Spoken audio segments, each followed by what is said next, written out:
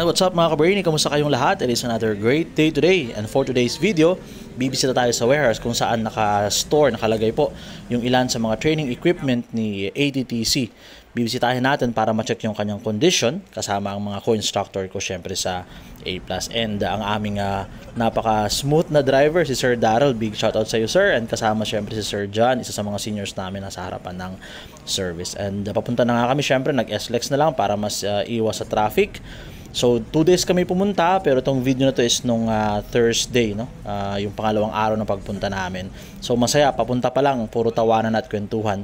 And yun na nga, yung pangalawang araw namin, pagpunta namin doon, yung service pala namin ay wala pang RFID, kaya naman inubliga kami syempre ng SLEX na magpalagay na ng RFID. So habang wala pa yan, kwentuhan muna, may kasamang merienda, and habang nag-aantay na ikabit yung sticker.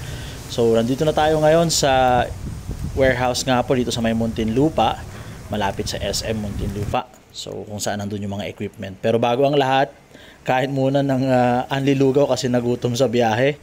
So nakapunta na kami dito before, I think almost a year ago, and ngayon babalikan lang namin para i-check yung condition nga ng mga equipment. So ito yung mga pagkain dun sa may tapat ng warehouse sa labas, anlilugaw. So yan po yung kinain natin, plain lang na may kasamang itlog para malakas magbuhat mamaya. At yun nga, dito na kami ngayon sa warehouse, kasama syempre ang pinakabagong miyembro ng ATTC family. Big shoutout kay Sir Fritz Kunanan. Welcome sir sa ATT and sa A+. So ito na po yung warehouse, kasama rin syempre dito yung ibang equipment ni Cebu Pacific, tulad po nakikita nyo mga gulong.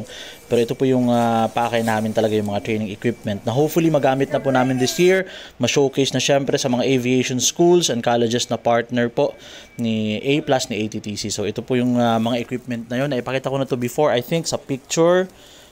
So ngayon chine-check lang namin yung condition, plus syempre konting recap dun sa mga pwede naming ituro sa mga future namin na partner, no? Future partner ni A+ and ni ATTC, mga estudyante and yung mga gustong mag-training po. Ayan syempre sa pamumuno ni Sir John and ni Sir Ruben po, no, aming mga seniors sa ATTC. So iniisa-isa po namin chine-check yung mga tools, equipment, ano yung mga gagawin, no? So syempre meron tayo para sa mga avionics nating estudyante, wiring, ito rin para sa tube and fittings, ayan, meron din po tayo dito. So marami pong pagpipilian, maraming mga training equipment po ang pwedeng may experience syempre ng mga future partner ni ATTC ni A+. So nag-uusap-usap po syempre yung mga avionics instructors natin.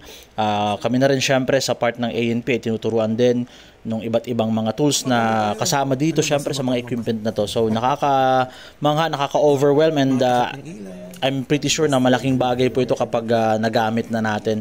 So looking forward kami syempre sa ATTC, sa A+, na ma-showcase naman ito sa magiging future partner, and hopefully isa kayo doon mga ka-Brainy, no?